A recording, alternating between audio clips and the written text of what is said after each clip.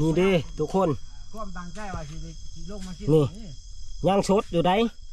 ถือว่าเที่ยงคืนก็ยังสดอยู่ทุกคนเอ้ยเพิ่นมานแต่เช้าผู้มาหอดทางลงผู้เลยเด้อบานนี้คอยเด้อจะมาสั่นแต่บานนี้เฮ้ยทุกคนเอ้ยอย่างหลังขาโตบางใหญ่ๆมันไอ้เนี่ยอะไรล่ะไอ้หมูไฟฟ้าเลยพวกเราอยู่แล้ว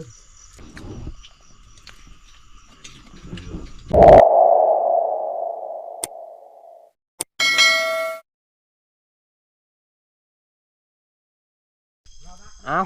หลังจากเสร็จสิ้นภารกิจนำคนนะเฮากลับมาต่อ EP 2ทุกคนเอ้ยมือนี้เปิดคลิปหับโศกหับมานนะผ่านจอดเพิ่นมานนะทุกคนมานอีแดงเนาะเบิดเถิกทุกคนเต็มโสดเลยเนาะมือนี้เฮาสิได้กินซอยจุแล้วเนาะหลังจากเฮาดีอกดีใจนะเฮาพอคนเฮาเนาะตอนนี้กะเฮายังอยู่หลังผู้ได้ทุกคนเฮากะสิได้เอาเมื่อบ้านพุ่นแล้วเนาะลงมาบ้านเฮาตอนนี้กะยังบ่เลิกไปได้นะมอเที่ยงคืนไปจังหน่อยเฮากะสิลงไปซอยจุกันทุกคนซอยจุตับหวานคักๆเนาะเนื้ออีแดงแซ่บได้ทุกคนไปเนื้อที่เพิ่นมาหน้าวังเสานี่นี่แหละคนลืมทางเฮาเจียฮะเพิ่นนักเนาะเลยลืมทางนี่เบิ่งตีเข่ามันนะเข่ามันเต็มโสดทุกคนเนื้อนี่ยังแดงสดได้ทุกคนหมดท่านในเนายังสดอยู่ที่จริงเพิ่นมานแต่เช้าพอแล้วแต่8 โมงเช้าผู้แต่คือว่าอะไรเนาะเนื่องจากว่าทีมงานเพิ่นหาบ่เห็นนะทีมงานเพิ่นหายเลยเดี๋ยวนํกันเนาะจนค่ำจนมื้อนี่แหละจังหน่อยเฮากับสิกาเกียมเนาะเกียมเครื่องเกียมของกลับบ้านเฮานะซอยจุทุกคนดีมุกดีใจแหละบ้านนี้กระสันกะโอ้ยทุกคนเอ้ยได้เนื้อกับบ่มีความหมายอีหยังนะถ้าว่าคนเฮาบ่เห็นนะไปต่อเฮาตอนนี้เฮากับกาเกียมนะสีเอาเนื้อกับบ้านมาตัดเอาไม้หามทุกคน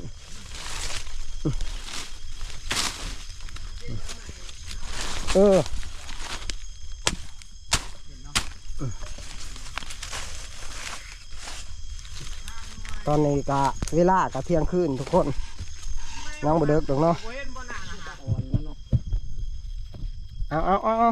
ยังกินนี่เมื่อปั่นเสามือเสาละลายโชว์ให้มันเดี๋ยวจะได้กับแดงกันกินนั่นแหละประมาณโอ้ยโชว์มันตอนนี้ทีมงานเฮากำลังกาเกียมนะทุกคนกาเกียมเอาใส่กระสอบยังเรียบร้อยเนาะเฮาสิห้ามกลับบ้านมื้อนี้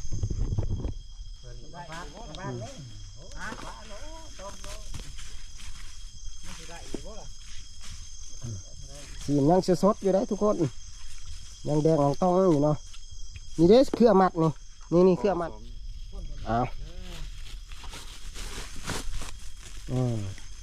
มัดย่อมมันใส่มาชั้นห้ามเฮา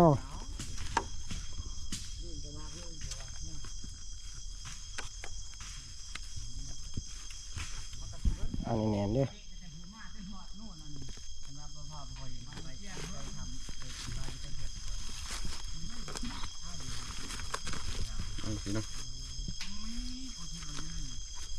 มัดทักใส่กันนะ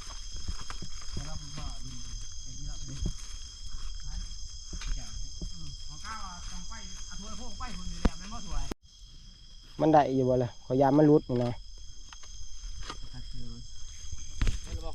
ไปบ้านนี่กลับบ้านพี่ทางนี่ไปบ้านนี้เมื่อบ้านเฮาพอแล้วทุกคน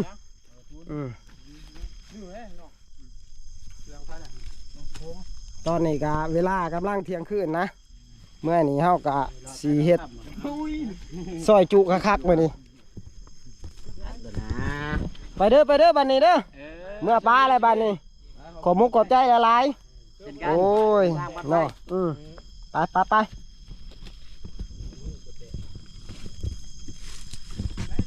นี่เด้อจัดกระบังนี่เด้ออย่าลืมเด้อไปบ้านนี้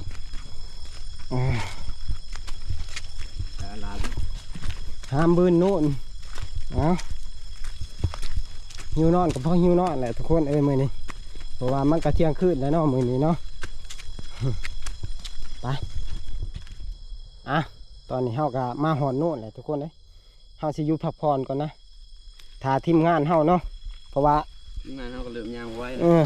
ในพานเฮายังมาน้ำลังนะเพิ่งเลยทุกคนที่บริกินเนื้ออีแดงนะโอ้มือนี้มาเพาะเนาะบ่ประมาณผ่านจอดเพิ่นมานมือนี้เนาะเนื้ออีแดงนี่แซ่บได้ทุกคน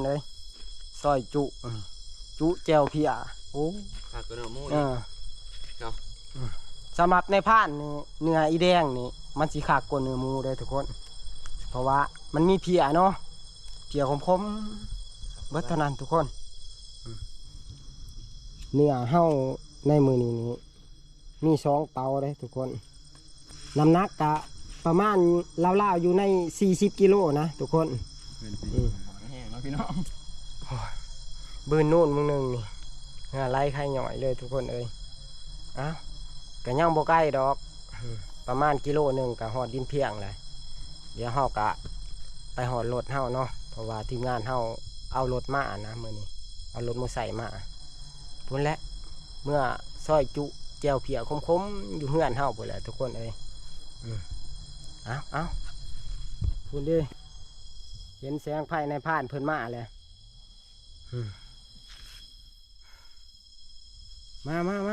มาย่างสะเธอมื้อนี้ เพราะว่าไล่หลอบเลยเนาะ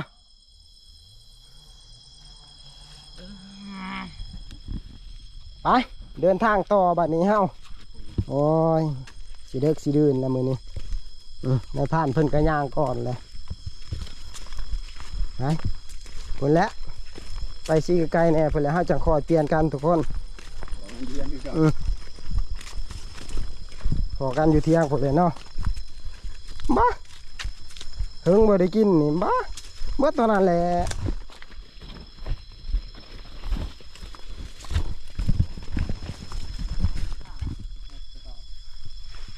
ที่จริงกะพานจอดเพิ่นกระส่วนอยู่ดอกมือนะเนาะแต่ว่าในพานเองกับข้าเวียกนะเพราะว่าในพานดำหน้าเพิ่นเลยขึ้นมาเนาะก็ดีเนาะบ่ประมาทเพิ่นได้กินได้อยากนะเพิ่นเนาะนี่ดิชมหน้าของในพานเฮากับทีมงานคนหากินเฮาแหละมือนี้โอ้จะเฮ็ดโป่งเดียวเนาะในพานเนาะเอาหัวโอ้จอดเลยคักเลยคอยเอาออกมาในทางมองเอาขี้กวางอันนี้โอ้บอลขี้กวางไปทอนฮะเพื่อกระย่างฮักออกมาพอดีพอนั่งอยู่บนตี้เห็นเพิ่นรับมางึกขึ้นช่องมึงขอเลี้ยงไว้แล้วปืนเพิ่นห้องก่อนบ่ไม่ห้องเขาเบิกมันตื่นเขามาแลนลบคืนขอละเงี้ยตีนะตึกขอพังเบิ่งมูเลยตีแนมหาบ่เห็นบ่ตีขอย่างไปบัดนี้มันบางโผล่กะมือฉลาวแล้วเนาะ6 โมงเนาะจุดแจงแต่อยู่ด้านมีกินตัวมีโอ้กินตัวมีแล้วจักไปเนาะกันยังดียังมานะกินตัวมีก็ได้จะหน่อยเฮากับสิลงเมื่อเที่ยงในผ่านพุ่นเลยเนาะมีครบอยู่ตีผักหอมผักมินเฮากันเลยเนาะเยอะแยะสีซอยจุกันก็ได้เฮาเมื่อยยากเลยเนาะทุกคนไปย่อๆน้ำกันมือนี่เพราะว่าส่วนผ่านจอดกับเบิดแห้งเลยทุกคนเพราะว่ามือนี้หัน3 ลบเลยนะเพราะว่าแต่เศร้ากับน้ำคนหายนะพอยังไม่แรงก็คืนต่ออีกแต่ยังดีนะเฮาพอคนนะแต่ดีใจน้ำเนาะไปเมื่อบ้านเฮาพูดแหละให้ผ่านจอดน้ำนามือนี้เบิ้งสิเปิดทางเลยไปน้ำก้อนเจ้าเบิ้งทางมาไปเฮา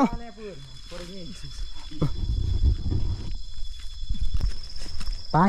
มือนี้ก็ดีมุกดีใจนะเนี่ยก็ได้กิน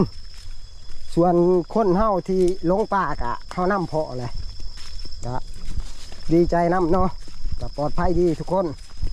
มีแต่มือนี้ไปกินซอยจุตะวันพอแล้วอยู่เที่ยงในผ่านจอดผู้ไปน้องจะกระตังผู้นาลีโอ้ยบาทนี้ มาหอดทางลงผู้เลยเด้อบานนี้คอยเด้อจะมาสั้นแต่บานนี้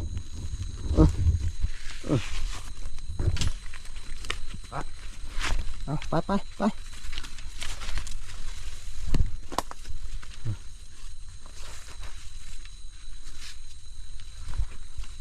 ตอนนี้ก็เที่ยงคืนกับเคิงอะได้พวกเฮาสาน้ำอันนั้นแหละน้ำคนหายแล้วเนาะจนดึกจนดื่นกันสากาได้ซอยจุแต่เว้นพูดแล้วเนาะมานักมาได้ตีโอ้ยพารา40 โลหนึ่งของซ้ำนี่เนื้ออีแดงนี่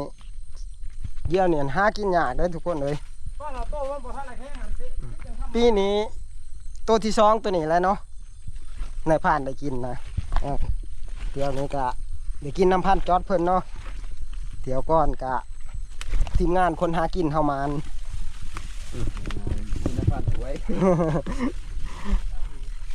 ขอบมุกขอบใจหลายผ่านจอดเอ้ยมือนี้ส่วนคอยหันจะเครื่องบ่ได้แล้วสิได้ขึ้นเนาะเพราะว่าดำหน้าอะไรบาดนี้ขับบ่แล้วหน้าผู้เอาค่อยผู้คอยลงเด้อหมอนี่แหงเจ็บตีนทางมันสั้นนะหินมันลูกคูขากหน่อยเจ็บตีนได้เด้อปีนี่ไปวางๆเลย ทานนี่เด้อนายพานเอ้ย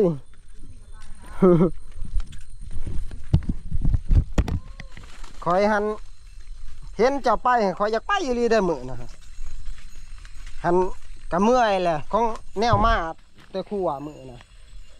มาไปน้ำพวกนี้บ่แล้วก็สิงูมาคิดว่าเว้าเรื่องอีแดงหัน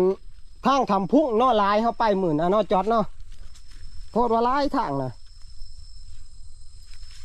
เขตเฮานี่อยากเบิดแล้วเขตเฮานี่เพราะว่าคนมันหล่าลายกับมอตีนผู้หมู่เฮานี้มันมีฮะไปเท่านั้นอดเอาบานนี้ดึงไปมาหมอสิหอดตีนผู้เลยทุกคนมานานเกินล่อนะทุกคนมาพานลงหอดดินเพียงแล้วพักผ่อนก่อนนี่หิวน้ำกับพวกหิวน้ำก่อนกินน้ำก่อนทุกคนโอ้ยทั้งหอนทั้งเอาเนี่ยวะผักผู้นี่ก็ทั้งมืนทั้งสั้นของพ้นตกวางแรกนี่นะ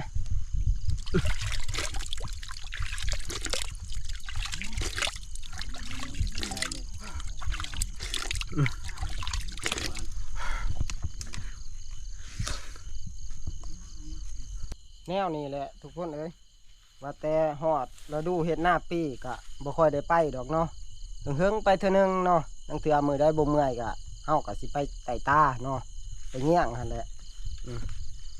ก็ยังดีอยู่ผ่านจอเพิ่นกับมานก่อนสีลงดำหน้านะจริงๆกะในผ่านกับหัวกับลงมือนี้เนาะดำหน้าว่าจะไปน้ำเพิ่นนั่นแหละแต่ว่าข้าเวียกเนาะส่วนเบาเฮี้ยงกะผู้เพิ่นไปนำในผ่านกับปูทางนั้นเนาะก็เลยบ่ได้เอิ้นเพิ่นผ่านมองกับ่ได้เอิ้นทีมงานดอกเพราะว่าผ่านมองกะดำหน้าโทรมาหาข่อยอยู่วงเว้นนี่เพิ่นก็ดำหน้าคือกันกะบ่คิดบ่พันได้ทุกคนเลยคิดว่าสิบ่ได้กินแล้วนะซอยจุนะเพราะว่ามื้อนี้เฮาค่าภารกิจเนาะตามหาคนเพราะว่าคนเฮาบ่เห็นนะก็ยังโชคดีเฮาเห็นเนาะก็จนดึกจนดื่นพุ่นแหละเห็นบ่เฮามาดึกที่จริงในผ่านเพิ่นก็ได้แต่เช้าพุ่นแหละเนื้อก็ได้เพื่อนำหาคนเห็นกะผู้ดีดึกเนาะเอาเบิ้งในผ่านลองเบิ้งเสียให้ผ่านจอดดอกหามบัดนี้เปลี่ยนกันในจักบาทไว้ลอยเบิดแข้งเบิดคานี่เฮ้ยช่องเถื่อบืนผู้โอ้ยบืนแล้วบืนอีกบืนแล้วบืนอีก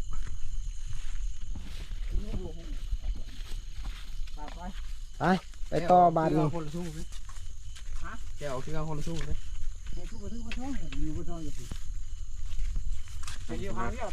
จะได้เฮ้ยหมอนี่ฮะนะหมอผู้ลงป่านี่โอ้ยเจ็บตีนเนาะ อะดีแน่นะที่ว่าระยะทางเฮาย่างมันบ่ไกลเนาะเดี๋ยวก็ฮอดรถเฮาแล้ว เจ็บนัก ไปเลยนะ นี่มันก็ได้ดู ประมาณ40 ปลายโลได้เนาะประมาณนั้นนั่นแหละของอันอีแดงเบิดโสดมันเบิดทึกนะ เดี๋ยวไม่เอาออก แถวบางแง่จนออก เข้าก็ต่างที่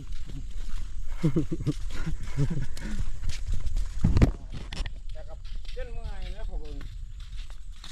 ลงเลยแต่ว่าใจจะไม่ลบมาอื่นฮะ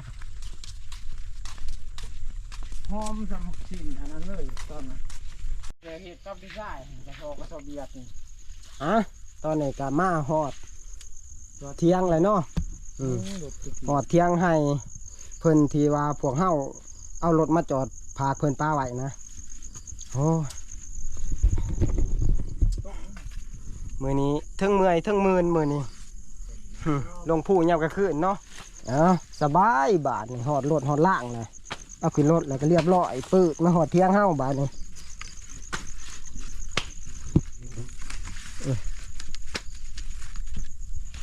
เอาผาดสิรถให้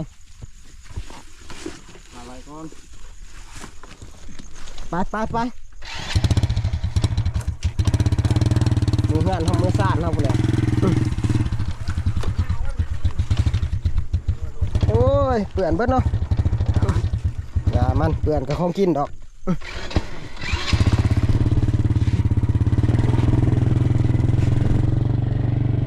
ไปบาทนี้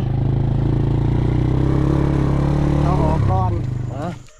ตอนนี้ก็มาหอดเที่ยงในผ่านถึงแล้วเนาะหอดเที่ยงเป็นทีเรียบร้อยแล้วจนดึกจนดื่นแล้วมือนี่ไปขึ้นพ่อมาหอนเฮือนเทิงซ่านแหละทุกคนเลยผู้เนื้อก็ได้เฮ้ยทุกคนเลยขาโตบางใหญ่ๆมันเบิดโสดนะนี่เขามันเอามือนี้ได้กินย้อนในผ่านจอดเพิ่นบอกประมาณเพิ่น มันแย่น้ำหนังมันนี่บ่เนาะออกไปเนาะ โอ้โหคือเขาว่าโอ้โหมันจะไปห้อยมันไป มันถือโคนมันกินดินโป่งมันอย่างเงี้ย ไม่มาเอามาบ่สิว่าไม่ใช่จะโตหัวห่าวนี่คือจะ ง่ายเลยเด้อเจ้าสิว่าบ่นี่เบิดจนขาว่าแค่บ่แง่ออกเนาะพ่อคือว่าเบิดโสดเท่านั้นนี่ โตคือจังซ้ำมาคำลา ดังไพ่ในพานตัวเงี้ยอลีเนาะมันมาน้ำโพนมาเลย ไอ้ นี่ได้สิเงี้ยนี่ไม่สินี่ มันคือน้ำนั่งกับกระสอบกับผู้ให้หาตัว พวกนี้ก็คือว่าแล้วเนาะ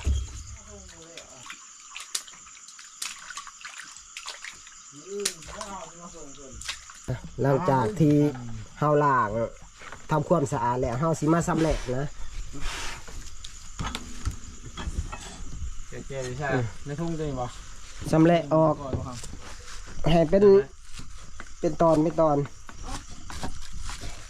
เอามา นี่ใบเลื่อยนี่ เอาอยู่แล้ว ฮะปาดแล้วไปทีเรียบร้อยไปแล้วเนาะเฮาจังสิเฮ็ดกินเฮ็ดอยาก เราไปเรามูได้ไหมเพิ่นมันเจอว่ามูเลยดูเราลง ยังซอยจุได้อยู่เนาะซ้ำนี่เนาะ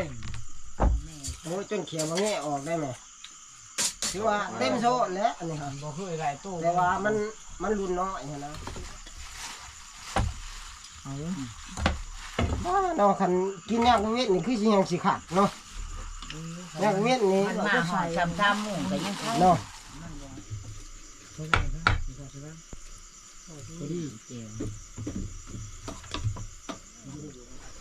เอาซอยเบิ้งในผ่านบาทนี้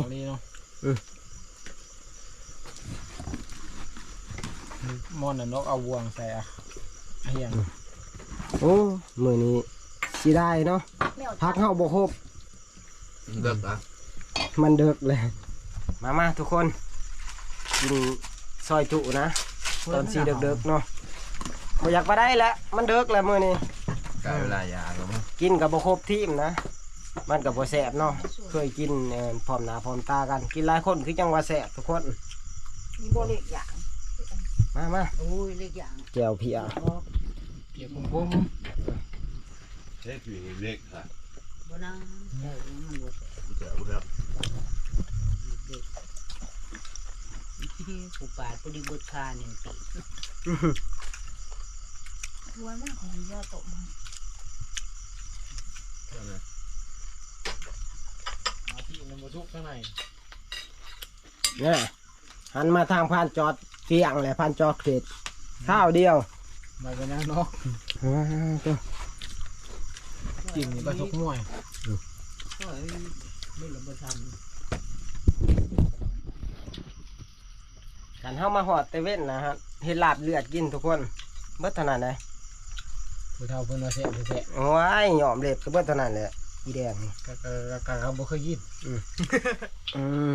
เมืองตัวปีกเฮานี่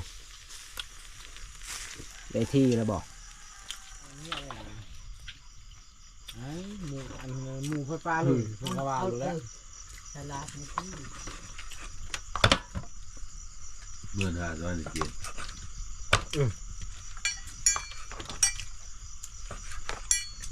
กินหอดผ่านม่องนี่ทุกคนเลยกันผ่านม่องอยู่นี่โอ้ยมีซีซันแหละกันเบาพอพังเนาะมือนี้กินค่อนข้างเงียบนะมือนี้บ่ครบทีมงานเนาะเอาแล้วให้แล้วหน้าพวกเราทุกคนเลยช่วงนี้ยัง เฮ็ดจัก ค่าดำหน้าอยู่เนาะผู้ใดกับกุ๊บกุ๊บนำเวียกนำงาน ไม่เข็มพอดีคนดีมาก บ่มีสติ ไม่จับกับบ่ได้พา โอ้ยคนบ่เห็นลายมือ ไป เลย ได้เหตุ เออ จะเห็นชุกคนจังว่าหมู่ไปจะได้ แนวนี่แหละเขาบอกทางกับว่าหูจักแล้วไปตรงเลยบัดไปแล้วก็บ่ถือคือเก่าเริ่มสิอยู่เลยทุกคนเลย กินบ่ได้หลายดอกนึกอันนี้มันอืดท้องนะ มันบ่ทน อืม มันมันเบิ่งมันเบิ่งอะไรใหม่ ประเภทซีนอีแดงนี่มันสิย่อยยากทุกคน ขนาดกินตอนนั้นเนาะได้เนาะ แต่ว่าซีนบักเวอร์หันเฮากินกับท้องเฮากับบ่ค่อยอืดได้มันสิย่อยง่ายกว่าซีนอีแดงนะ จะลืมรสชาติมันเป็นจะได้ แต่ก็ว่าก็แซ่บเนาะแซ่บกว่าสำหรับไม้พาดนี่ว่าแซ่บกว่าซีนหมูซีนอีแดงนะ มันพอยเนาะ ก็หอมเสียอย่างเดียว มันย่อยยาก ไปนะกัน ตอนนี้ก็เริ่มอยู่ไผอยู่มันแหละทุกคนเอ้ย ผู้ใดก็ได้ โอ้ยขอ เฮาก็สิสืบต่อนะแบ่งพูดกันบาดนี้เนาะตอนนี้ก็ฮอดขั้นตอนแบ่งพูดนะทุกคนมอบหน้าที่ให้ตายไงเพิ่นเนาะแบ่ง มันนอนลงตัวเขายิงเดี่ยว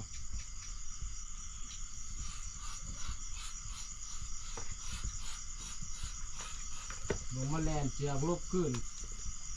ที่พ่นกินกระเบิดนั่นแหละค่ะมาแต่เมื่อยบ่ได้กินได้เพิ่นเอาโหเหมือนน่ะคือสิบุหนามาแต่คนทุงบ่เปียกเบิดมีแต่ขี้จมพอจะเอาไปจุด บ่ยานไผหน้าคำหลาแบ่งกันเป็นที่เรียบร้อยแล้วเนาะทุกคนเอ้ย ว่าเอาใส่ตู้ไว้ข้าม เป็นชิ้นเป็นส่วนเนาะโอ้ได้ผู้ละหลายโลได้นี่เนาะนี่หลายโลเติมได้นี่ฮะผู้ ฮาโลพอ ผู้หนึ่ง เอาจะเอาตรง ตอนนี้เฮากะแบ่งพูดเป็นที่เรียบร้อยแล้วนะบัดนี้เฮากะสิแยกย้ายกันเนาะเมื่อเฮือนไผเฮือนมันแล้วเนาะเพราะว่าตอนนี้ก็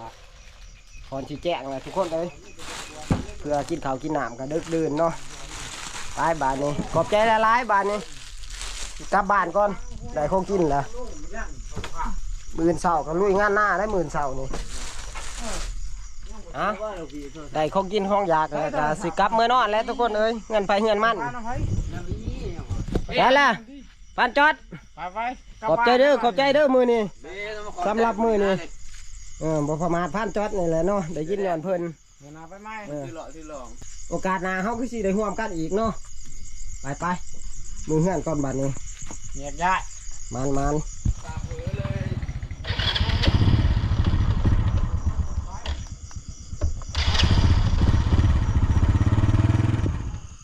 โอ้ยทุกคนเอ้ยเพื่อสิหอนเฮือนนะกำลังมาหอนเฮือนทุกคน5 โมงเช้าเลยนี่บ่อยู่ได้นอนดอกจะน้อยกะลงไถนาต่อเนาะดำหน้าแล้วบัดนี้จนดึกจนดื่นนะเป็นผู้2-3 รอบเนาะหลาไปเบิดขาบ่เป็นหยังดอกมื้อนี้ถือว่าบ่ลุบปานใดเนาะของกินเฮาก็ได้กินส่วนว่าไปนำคนหลงทางกะเฮากะพอเนาะกะบ่ได้เจ็บได้ปวดอีหยังเนาะปลอดภัยดีก็ถือว่าโชคดีแหละเนาะสำหรับคลิปนี้ก็บ่มีหยังหลายเนาะในายพันเองกะสิขอโตวพักผ่อนแล้วบัดนี้เนาะได้งีบน้อยหนึงก็ยังดีนะทุกคนเอ้ยมื้อนี้เมื่อยหลายเนาะ